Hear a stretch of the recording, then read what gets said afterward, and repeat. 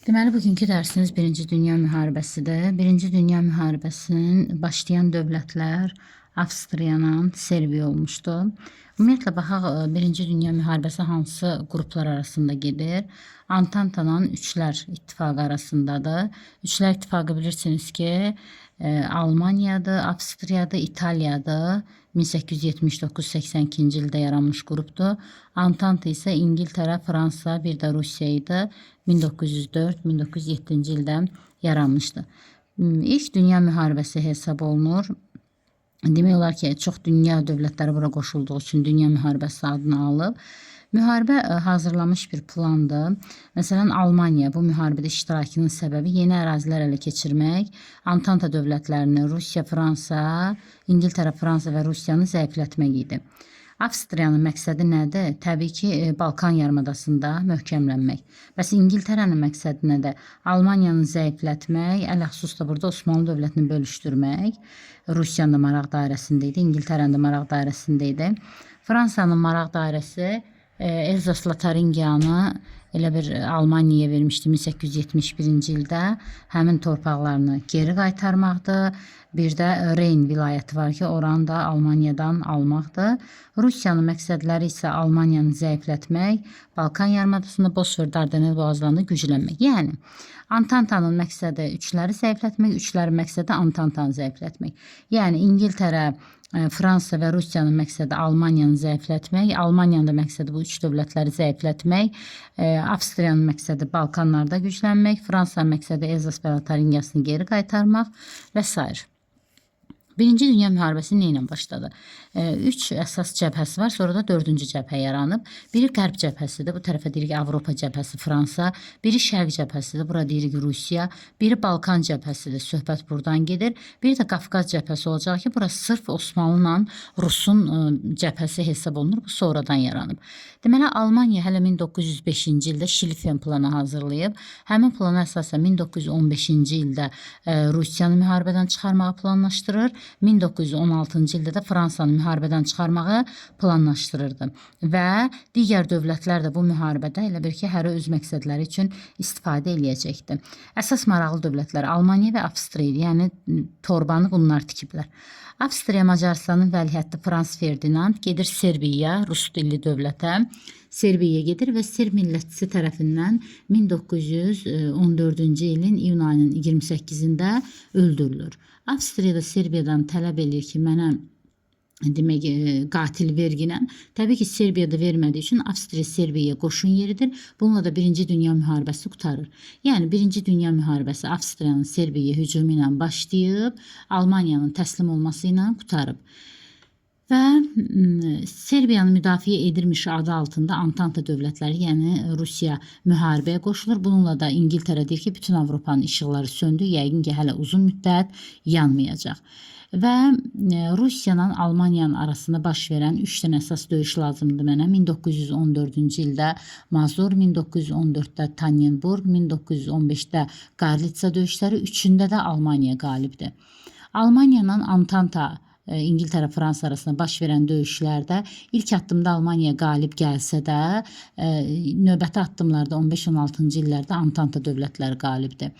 Sonra Antanta dövlətləri ilə Osmanlı arasında baş verən döyüşlərin hamısında Osmanlı qalibdir. Antanta nə istəyirdi Osmanlı dövlətindən? Təbii ki, İngiltərə, Fransa, burada İraq və Ərəbistanda, Osmanlının əlində olan İraq və Ərəbistanda neft ərazilər var idi. Həmin ərazilər istəyirdi, amma hamısında Osmanlı qalib gəlir. Rusiyanın Osmanlının arasında baş verən Qafqazda, Qafqaz cəbhəsindəki müharibələrdə isə Rusiya qalib gəlmişdi. Rusiyanın Avstriya arasında baş verən müharibələrdə də Rusiya qalib gəlmişdi. İndi gələk müharibənin planına, hərəkətinə. Təsəvvür eləyək ki, bura Almaniyadır. Təsəvvür eləyirik ki, bura Almaniyadır. Almaniya 1915-ci ildə Rusiyanı müharibədən çıxarmağa fikirləşir və 1916-cı ildə də Fransanı müharibədən çıxarmağı planlaşdırır. Müharibə Avstriyanın Serbiyaya hücumu ilə başlayıb. Almaniya demək Avstriya Serbiyaya hücum elədi, müharibə başladı. Rusiya Serbiyanı müdafiə edirmiş kimi, Almaniya da Avstriyanı müdafiə edirmiş kimi böyük bir müharibə başladı bunların arasında. Hazırlamış olan Almaniya tez bir şəkildə Avropanın ağası olmağa çalışırdı. Neynədi Almaniya?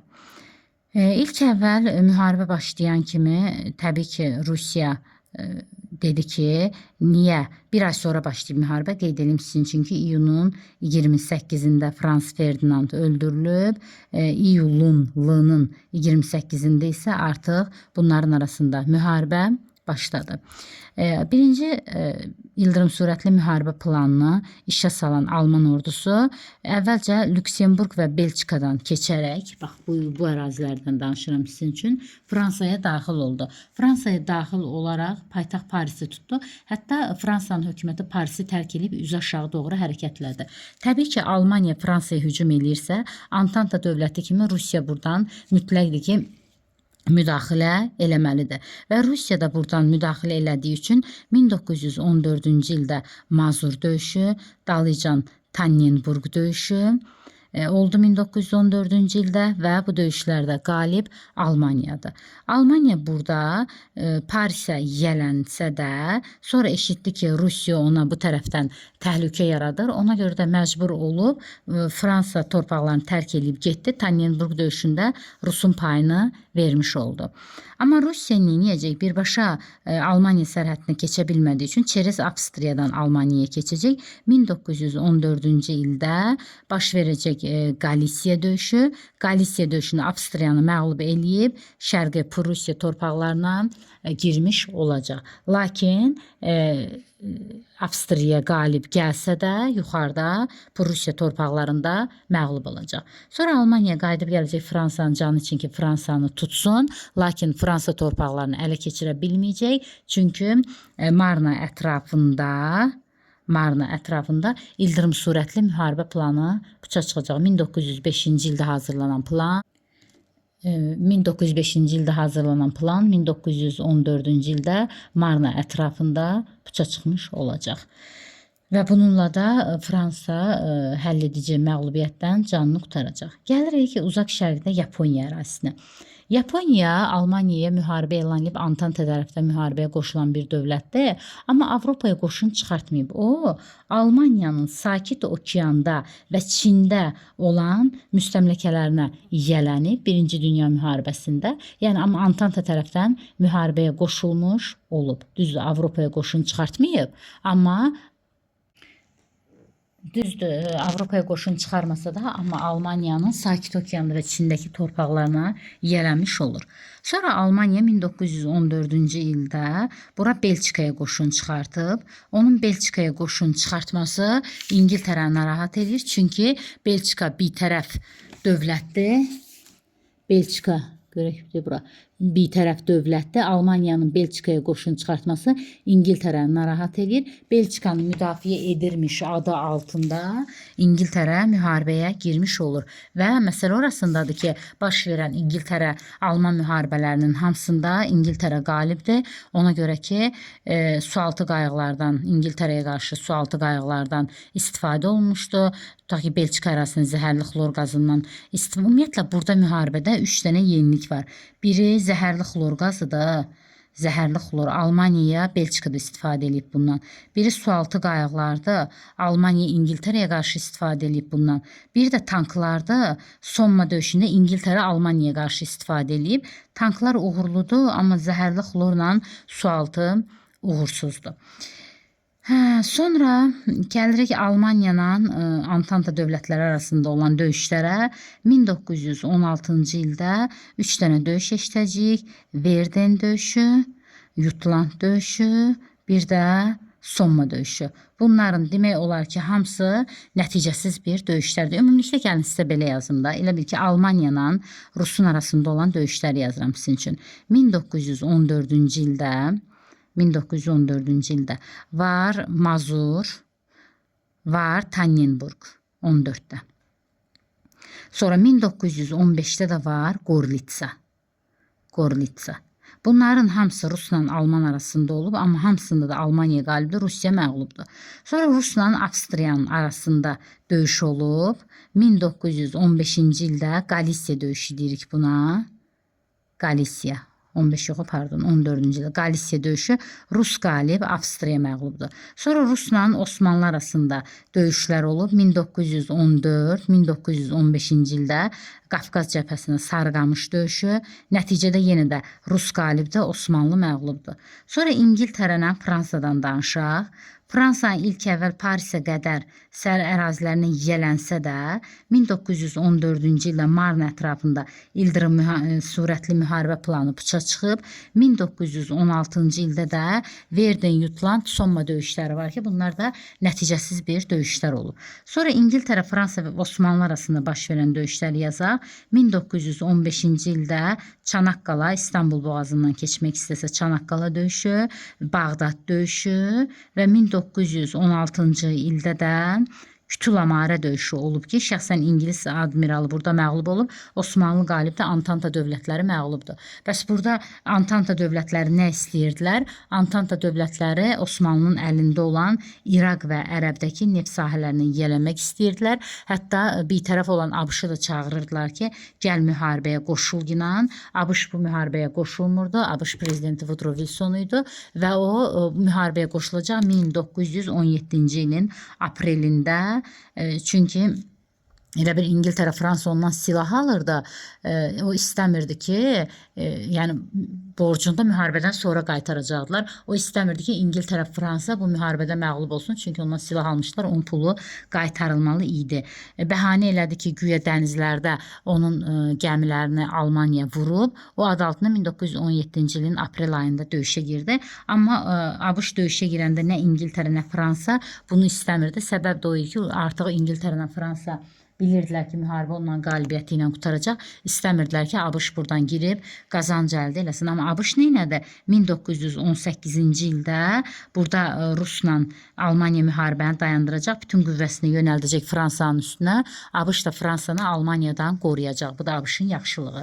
Bəs niyə iki cəbhədə müharibə aparan Almaniya çıxacaq, ikinci cəbhə burada ləğv olunacaq? Çünki 1917-ci ilin fevral ayında Rusiyada çarizm devriləcək, yaranacaq iki hakimiyyətlilik, müvəqqəti hökumətlə bolşeviklər hakimiyyət uğruna mübarizə aparacaqlar. Sonra oktyabrda hakimiyyətə gələn Lenin, 1917-ci ilin oktyabrında hakimiyyətə gələn Lenin, mən bu müharibədə günahkar deyiləm deyib, 1918-ci ilin martında müharibədən çıxacaq, özdə dördlərlə imzalayıb müqavilən, Dördlər İttifaqına imzalayıb müharibədən çıxacaq və Almaniyada bütün qüvvəsini yönəldəcək bu tərəfə, başlayacaq Fransanı təkləməyə, amma bu dəfə Fransanı kim qoruyacaq? ABŞ qoruyacaq. Sonra nəyimiz qaldı burada? Tankları da dedik. Rumıniya 1916-cı ildə qoşulub, Rusiya tərəfdən, təbii ki, Antanta tərəfdən müharibəyə qoşulub, düzdür bir işə yaramayıb, amma Avstriya və Alman qoşunlarına məğlub olub, amma yenə də qoşulub ki, sağ olsun. İndi sizə nəyi deyəcəm? Bir dənə təzədən üstündən gedim sizin üçün. Deməli, Almaniya ilə Rusiyanın arasında 3 dənə döyüş olub. 14-də Mazur, 14-də Tannenburg, 15-də Gorlitsa. Üçündə də Almaniya qalibdir. Rusla Avstriya arasında 1914-cü ildə Qalisiya döyüşü olub. Rusiya qalib gələrək Avstriyaya, Şərqi Prusiya qoşun çıxarıb. Rusla Osmanlı arasında 1914-15-də Sarıqamış döyüşü olub. Demək, Rusiya qalibdir. Antanta dövlətlərlə Osmanlı arasında 1915-də Çanaqqala döyüşü, 1915-də Bağdad döyüşü, 1916-da Kütül-Amarə döyüşü olub. Osmanlı qalibdir. Antanta dövlətlərlə Almaniya arasında müharibələrdə ilk əvvəl Almaniya qalib gəlsə də, Marna döyüşündən sonra Almaniya elə bir ki, planı puça çıxıb, ildırım sürətli müharibə planı puça çıxıb. Dalıca 1916-cı ildə Verden, sonra Jutland, sonra da Somma döyüşü olub. Elə bir ki, Verden fevraldadır, iyununda dəniz döyüşü Jutlanddır, iyulunda da Somma tank döyüşü idi. Bundan da demək olar ki, nəticəsiz bir döyüş əldə olunmuşdu. Sonra 1918-ci ildə Rusla müharibəni tamamən qutarandan sonra Almaniya Fransanın üstünə hücum eləsə də, bu dəfə onu ABŞ qorumuşdu. ABŞ isə müharibəyə 1917-ci ilin aprel ayında girib və buradan özünün xeyrinə qazanc əldə eləmək üçün. Biz dedik ki, müharibə başlayıb üçlərlə Antant arasında, amma qutaracaq dördlərlə Antant arasında. Bu nə deməkdir? Üçlər kimi idi? Almaniya idi, Avstriya idi, İtaliya idi. 1915-ci ildə İngiltərə İtaliyanı çağırdı Londona. Onunla gizli saziş imzaladı ki, sən gəl yenə bizə üçlərin bütün nəyi varsa da sirlərini diginən, biz də əvəzində sənə müharibədən sonra müəyyən bir güzəştlər, vədlər veriblər ki, ərazi falan verəcəyik sənə. İtaliyada çıxıb üçlərdən keçib Antanta tərəfə 1915-ci ildə. İndi üçlər olub 2 dənə. Sonra Bolqaristanla Osmanlı qoşulub, üçlər olublar Dördlər İttifaqı. Ona görə də 1915-ci ildə isə yarandı Dördlər İttifaqı. Deməli, üçlər nə vaxt yaranmışdı? 1879-da. 1915-də üçlər dağıldı. 1915-dən də 1918-ə qədər isə Dördlər İttifaqı. Antantanın içindən çıxan isə Rusiya oldu və girən isə ABŞ oldu. İndi deyirsiniz ki, müəllim, bu İtaliya xəyanət elədi, bəs İtaliyanın payını vermədilər, verdilər. 1917-ci ilin oktyabr ayında Camerata döyüşündə Almaniya və Avstriya birləşərək Alman qoşunlarını məğlub elədi və bununla da öz qisaslarını almış oldular. 1918-in iyulunda da Alman qoşunları Parisə doğru irəliləsələr də təzədən Marna çayı sahilində ABŞ qoşunları onların hücumunun qarşısını alıb. Marna döyüşü 2 dənədir. Biri 1914-dədir, ildırım sürətli müharibə planı puça çıxıb. Bir də 1918-ci ildə də ABŞ demək Fransanı qoruyub. Müharibədən çıxma ardıcıllığına baxaq bir dənə. Müharibədən çıxma ardıcıllığı belə gedir. 1918-ci ildə çıxıb hamısı. Deməli, mart ayında çıxır Rusiya. Rusiyaya müharibəyə girən çarda çıxan Sovetdir. Yəni, girən 2-ci Nikolayda, çıxan isə Lenin olacaq. Və Lenin də İngiltərə, Fransa tanımadığı üçün Antanta dövlətləri, onlar Nikolay tanıyırdılar da. Tanımadıqları üçün ona görə Lenin gedib dördlərlə müqavilə bağlayıb çıxıb müharibədən. Buna da separat sülhü deyirlər, yəni heç kimə demədən. Sonra mayda eyni separat müqaviləsi ilə Rumıniya çıxıb, hansı ki 1916-da girmişdi. Sonra sentyabrında Bolqaristan çıxıb dördlərdən. Oktyabrında Mudrosla Osmanlı çıxıb, Mudros sülhü ilə. Noyabrın 3-də Avstriya çıxıb. Noyabrın 11-də isə demək Almaniya çıxıb. Bununla da müharibə qutarıb. Rusiya çıxıb Brest-Litovsk sülhü ilə. Litovsk sülhü ilə. Osmanlı çıxıb Mudrosla, Almaniyada çıxıb Kompen sazişi ilə. Və bununla da müharibə qutarmış olub. Sonra Marshal Foch, bu Almaniyanın demək Kompen meşəsində Fransanın marşalı Foch'un qərargahında Almaniyanın təslim olması idi. Müharibənin dördlərin məğlub olma səbəbinə baxırıq. Antantada maddi və canlı qüvvə cəhətdən zəif idi. Təbii ki, məğlub olan niyə məğlub olur? Zəif olduğu üçün. Almaniya və müttəfiqləri hərbi, texniki, iqtisadi baxımdan geri qalırdı. Eyni şeydən danışırıq. Əlavə qüvvəsi olmadığı üçün blokadalar nəticəsində iqtisadiyyatları. Yəni, biz həmişə eşitirik ki, qalib niyə qalibdir? Çünki üstündür də. Nəticəsi nə oldu? Çoxlu insan öldü, təbii ki. Böyük zərər gördülər, təbii ki. Dünya iqtisadiyyatı və siyasətində Avropanın üstünlüyü zəiflədi. Təbii ki, müharibənin xeyri nə olar ki? Dünya müstəmləkə sisteminin böhranının başlanğıcı qoyuldu.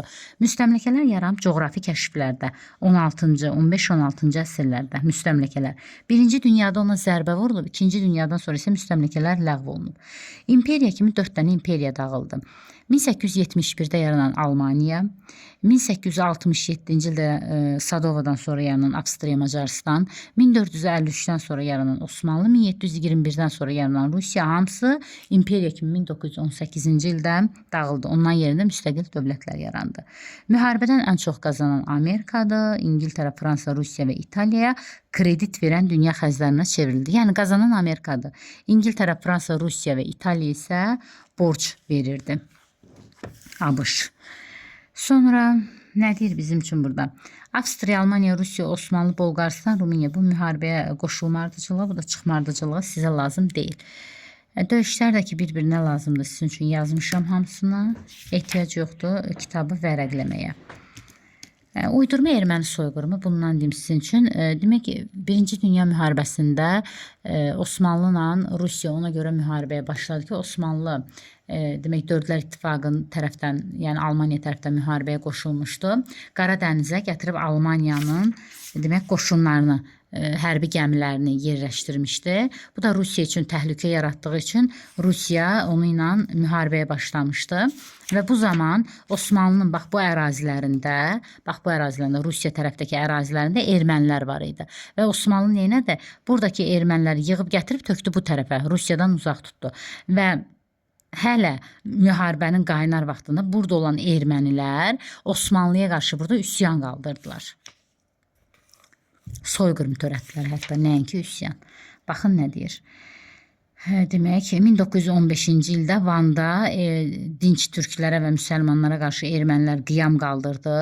Ən çox da burada özlə qırılan yəhudilər oldu. Və Osmanlı da neynədi? 1915-ci ildə onları yığdı şərq cəbhəsindən, gətirdi tökdü qərb cəbhəsinə. Bu da tarixə daxil olub Çanaqqala soyqırımı kimi güya ermənilərin soyunu Osmanlı kəsib, olmayan soyunu. 1916-cı ildən başa arxa cəbhədə olanlar, bilirsiniz də müharibədə ön cəbhədə gedən hərbiçilər də arxa cəbhədə isə onları yedirtib içirtənlər idi. Onlar təbii ki, qiymətin bahalaşmasından, çox işləməklərindən, kartıçka, elə bir ki, kağızın üstündə yazılırdı kimin nə qədər yiyəcəyi, kartıçkadan bezmişdilər deyən, ona görə sülh istəyirdilər ki, heç olmaz sülh olsun. Bağdad döyüşdə də bilirsiniz ki, 1394-də Teymurilər elə belə Bağdadı misal çəkib sizin üçün. Teymurilər Qaraqoyunlu və Cəlalə Əhmədi məğlub edib 1638-ci ildə Səfəvi Osmanlı arasında olub. Osmanlılar Bağdada yiyələnib. 1733-cü ildə 10 illik torpaqları tərk elə söhbəti var idi. 1915-də də 1-ci dünyada da elə belə sizin üçün müqayisə eləyib. Sonra 1-ci dünyada bunlar da sizə elə də lazım deyil. Elə də lazım deyil sizə. Demək, 1-ci Dünya müharibəsinin əvvəlində bir tərəf olan dövlətlər Belçikada, İspaniyada, Osmanlıdır. 1-ci Dünyanın əvvəlində Türkiyə həmçinin 2-ci dünyada da bir tərəfdir. 1-ci Dünyanın əvvəlində Üçlər İttifaqında işğal bunlar lazım deyil sizə. Bunlar ümumiyyətlə xırdalıqla yormayın başınızda. Əsasda xronologiyanı çəkib atacağım sizə. Bunda vaxtınız olsa əzbərləyin.